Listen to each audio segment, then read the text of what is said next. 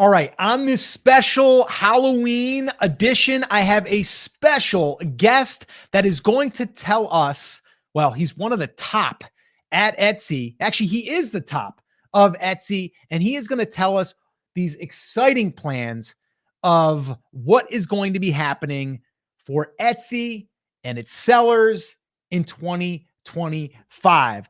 Let me just say though, this person, Josh Silverman. Welcome, Josh. Now, this Josh Silverman is a little bit different than the original Josh Silverman. This is Chris Shaffer, and I believe that his marketing brain it's a little bit better than Josh Silverman's, to be honest with you. But what we're going to do is we're going to hear from, if Josh Silverman had Chris Shaffer's brain, what would we be doing, Chris, moving forward? And I love the sport jacket. Looks great, Josh. And I love the scruff. Pretty close. Nice job there. So let me ask you, let's play the role here.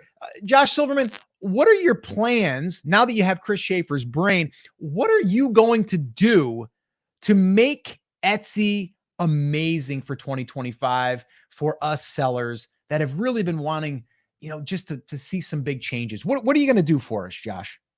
Well, first, Scott, I need to say that the state of Etsy is strong, right? But what we're trying to do in 2025 is make Etsy even better, not just for buyers, but for sellers. And so we're focused on 5 key initiatives in 2025. The first is improving seller support. You may have seen that we put out an article on the Etsy blog a few weeks ago talking about how we're increasing customer service. And we understand now, because you and your followers have been screaming at our support agents that they are customers too, that sellers need more support. So what we've decided to do is to actually equip people on the seller support team with the tools that they need to answer your questions and help you resolve issues in a non-generic, non-copy and paste way. As a part of that initiative, Scott, what we're doing is we're adding a dedicated seller support phone number so that you can actually call and get a seller support agent to help you work through your problem. Now, obviously, if you're breaking our rules, you're doing any of those kinds of things, then we need to pay a little bit more attention to what's going on there. But hopefully this will help us resolve a lot of the issues we've had with longtime sellers getting suspended for what appears to be no reason. Now, I know Chris in the past has ranted about the fact that our legal team can't give clear answers, and I can't always promise that we will give the clearest answer. There are still some things we can't share if you are violating certain rules, but we can at least get you pointed in the right direction and tell you what the problem was and why the account was suspended. That brings me into point number 2 here, and it ties into this, which is we're going to be creating true transparency for sellers. And you may, Scott, I know you shared on your channel a few months ago a super secret recording, which wasn't super secret because I did it in public, but it wasn't really findable on the internet, where I started talking about the algorithm and how we want to create more true transparency in the algorithm. We've taken a few steps in that direction so far this year, but I think in 2025, what our goal is not just to give you the ability to say, hey, maybe you should upload more pictures, but to tell you why your listing ranks where it ranks. And we're not going to tell you, hey, if you change this one thing, you'll rank number 1, but it's here's the weak points, or here where may be some of the problems with your listing. We see you're getting a lot of traffic, but you're not getting a lot of sales. Here's some of the common causes for that. Maybe go try testing your title. Maybe go try testing your images. So we can't give you 100% transparency, but again, just like with the seller support thing, we can get you pointed in the right direction in terms of why your listings rank, how and where they rank. And what's rolled out so far is a helpful step in the right direction. And obviously, we're not going to say if you write your title exactly this way or you do exactly this thing that you will rank number 1, because then we will run into some of the gaming issues. But since the goal of being on Etsy is to sell more, and we're looking at this as sellers being the customers of Etsy, if that's their goal, we want to give them all of the tools that they need in order to do that. We're going to give you more transparency into why your listing ranks, how it ranks, and some of the things that may be stopping it. Like I mentioned a minute ago, the conversion rate type of things. This initiative, and feel free to stop me at any point and jump in, also includes why suspended listings and accounts were suspended, right? And this is something that should be happening now, and theoretically an automated email goes out. But if you're a brand new account, that should probably be treated differently than people who have 5, 10, 60,000 sales on the platform. In fact, we have all of your contact information already. So one of the things we're going to be doing is if you run into an issue where we start to suspend listings or a creativity policy violation for an IP infringement violation, as long as it's not obvious that all you're doing is listing Disney stuff, we are actually going to reach out to you and let you know what you can do to resolve that in the future. I think the other change to this policy, instead of it being a strike-based system for just the infringement type of stuff, we want to institute that for the creativity policy and a few of the other policy violations, like the image policy violations that have led to bulk suspensions for people. I think that is important. And having not just, hey, we saw this once and then did a review of your account and found 5 other violations, so we're going to suspend your account type of an approach, right? It's a per instance thing. So we're not going to go back in history. If the AI flags an image issue and we deactivate a listing for that, we will let you know. We'll send you an email. We'll put a giant notification inside of your seller dashboard so you know exactly what listing was suspended and why. And then we will show you how to actually fix the issue moving forward. I think what we want to do, and there's still a lot of work to be done here, Scott, but I think one of the companies that has solved this, at least to an extent, and has a much better approach than they did in the past is YouTube, with the way that they've instituted their strike system now. And I think you may know that the first strike on YouTube is actually just a warning now. And what we do is, what YouTube does is they walk you through a quiz on how to avoid that in the future. They say, hey, here's the problem.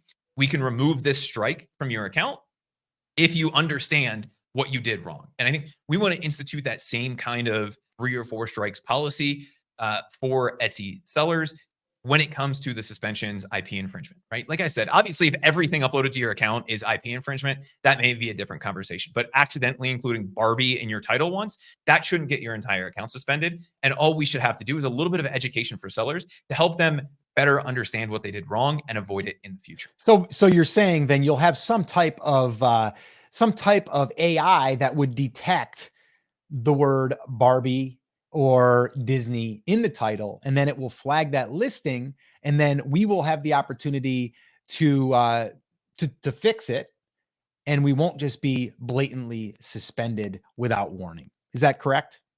Yeah, and that leads me into big change number 4, which is doubling or tripling down on the IP infringement stuff, but the right way. What we've seen is a lot of sellers reporting that they are getting their account suspended. And when we did a little bit of digging into this, literally 5 minutes worth of looking, what we saw was their Etsy listing was created before the Temu or the Shein listing. And the images that were showing up on these other sites were taken from the Etsy listing and not the other way around. Now, we did have to bring on support staff to help with that.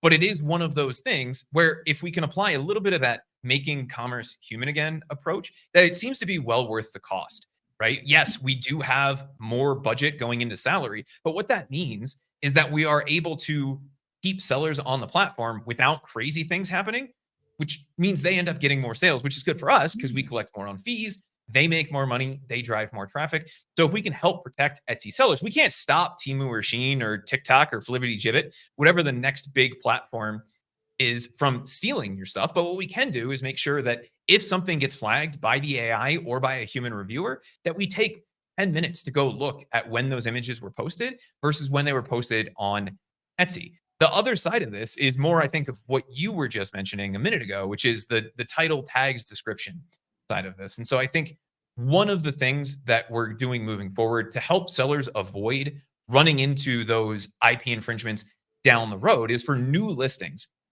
that are being created. Whenever you enter a title, tag, or descriptions, our algorithm in the back end will look through that for any of the things that are very blatantly trademarked, right? So if you're selling something and you're saying this is Barbie, that's a very obvious example of that. And what we're going to do is we're going to suspend that listing. And while that listing is suspended, we will ask you if you have the rights to resale or to use that terminology. In a lot of cases, what we found is the AI was flagging things like clothes for a Barbie, which is not actually a trademark abuse or an IP infringement because you're not replacing people buying Barbies.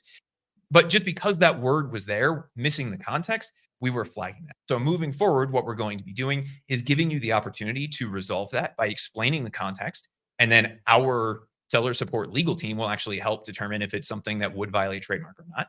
And 2, if it's something that you are reselling. So if you're reselling, I don't know, a vintage Barbie, which is something that we allow within our terms of service, the name of that is Barbie. You're not taking market share away from Mattel. Is it Mattel that sells Barbie? I don't even know.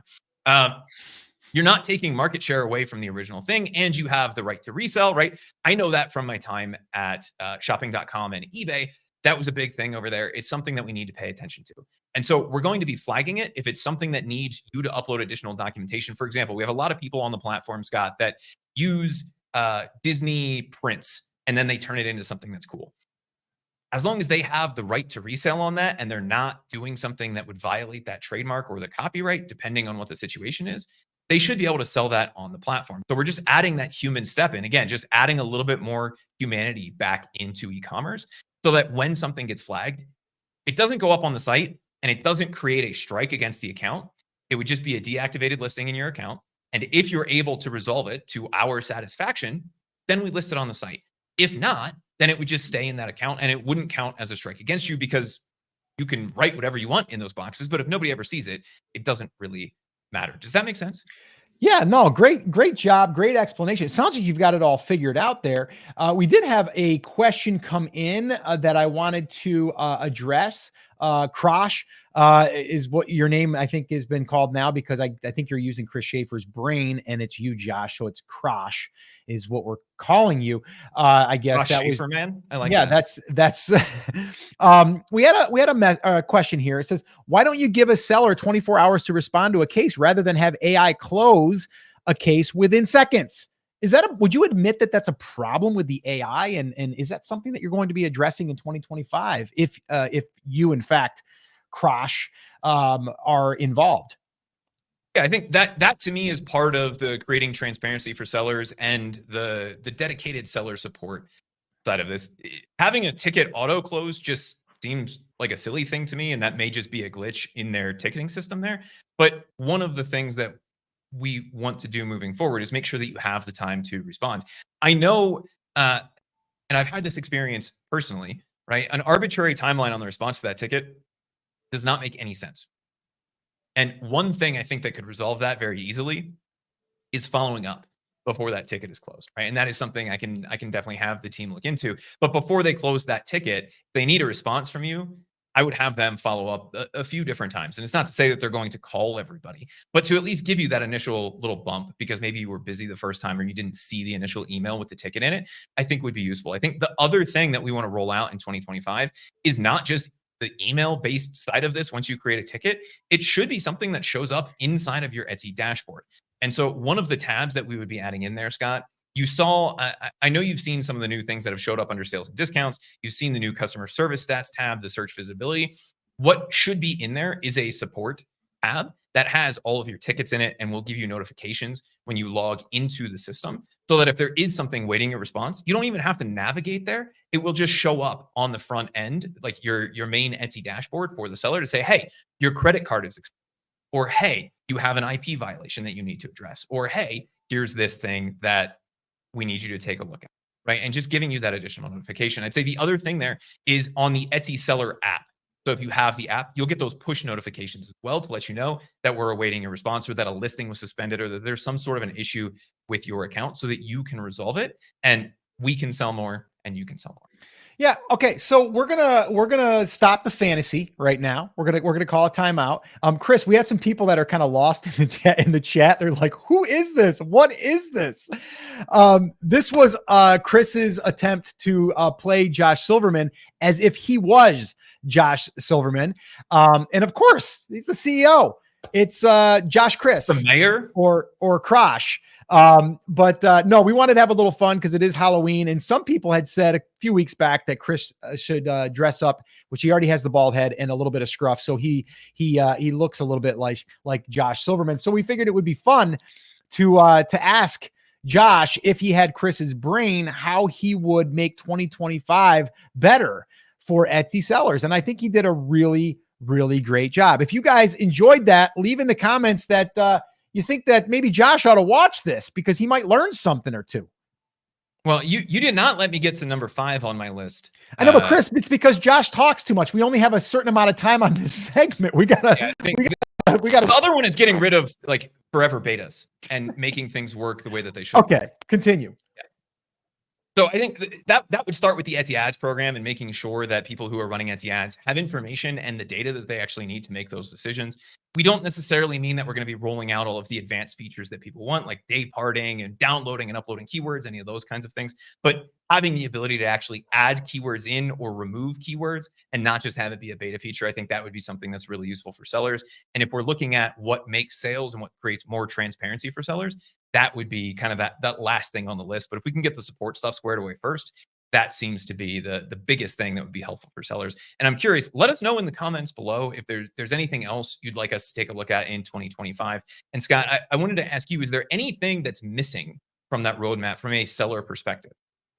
No, I think you addressed everything as if Josh Silverman was here. I guess the one question that I would ask, which I'm not sure if Josh, Chris, or Krosh, as it was said in the comments that we will name you, the AI Chris Shaffer turned, or I think Josh Silverman taking Chris Shaffer's brain, marketing brain, that makes a lot of sense. My question really would just be around, okay, like you're hearing all of this stuff. What's the, I guess, what's the reason why someone that has a lot of sales can get suspended and you don't hear about it? Like, I would want to ask Josh Silverman right now. So if I could have my fantasy Josh Silverman back real quick. Hey, can we come back here real quick? Chris, Josh, where? Oh, there he is. I thought maybe you left early. You had another meeting or something. What's, I guess, do you realize that there's a problem with that? Like, I think you've lost a lot of money, Josh, Chris Silverman. And I think that you lost a lot of money because we have reported here on this channel, Etsy sellers that were doing $100,000 a month and they got suspended for an account that they set up, another Etsy shop that they set up a year ago, forgot about, and owed $8 on it. And you guys shut them down. Does that disturb you at all? Does that upset you that you lost money for the company, or the company lost money and you didn't know about it? Or did you know about it? These are the questions I would want to ask my little fantasy Silverman.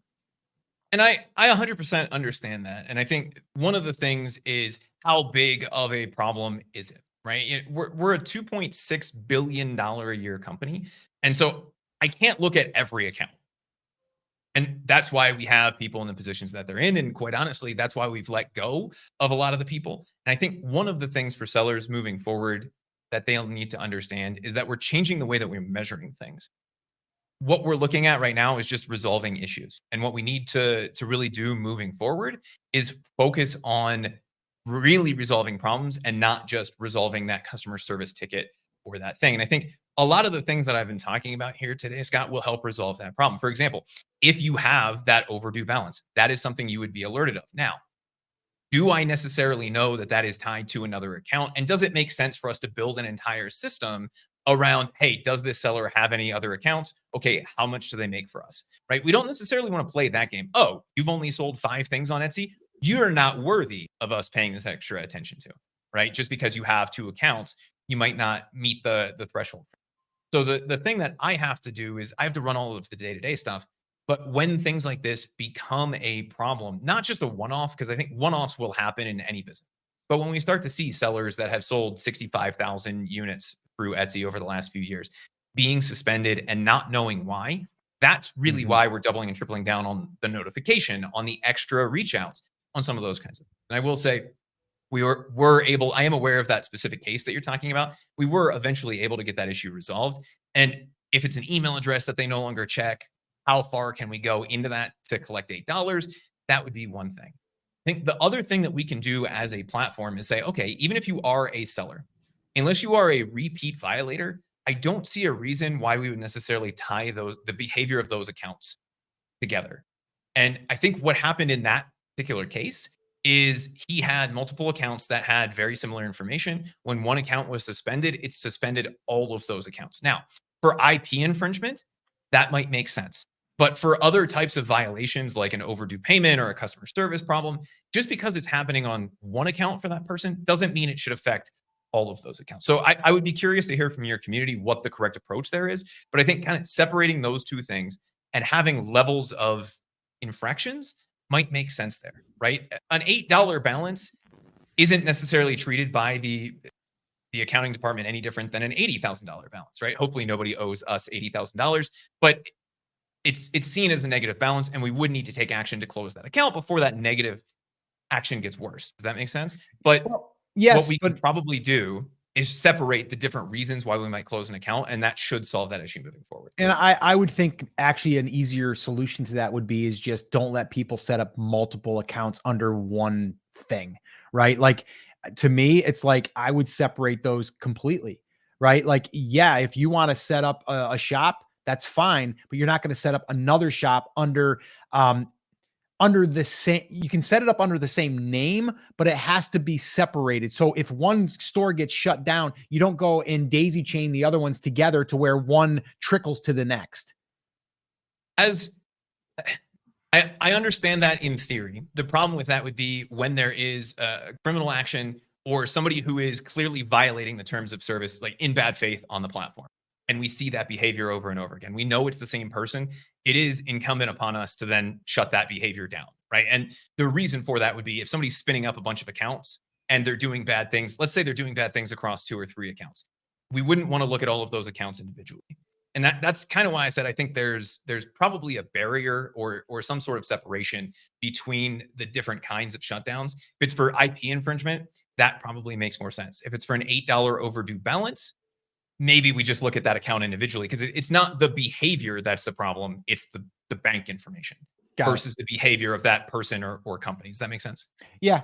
Okay. So, I mean, we can go down that rabbit hole for like a day, but I know that you have other meetings to get to. So we're going to let you go, Fantasy Josh Silverman. Thank you so much for showing up today. We appreciate you. If you guys have any questions for Fantasy Josh, Chris Silverman, leave them in the comments and maybe we'll do another round of this. I saw a couple people in there said that you should make it a regular guest to have on the Fantasy Josh Silverman, played by Chris Shaffer. So maybe we'll let that happen. Maybe we'll make it happen. Who knows?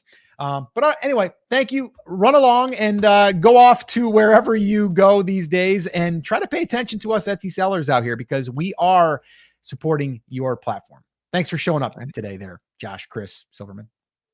Absolutely. It's great to have sellers who are extremely passionate like you and your audience to help us understand exactly what the experience is like. Because it's very easy from where we're sitting to say, hey, this is how it should work. And just because it works that way on paper doesn't mean it works that way in real life. So voices like yours, I think, are extremely important. And anytime you want to have me, let me know and we'll see if we can make it happen.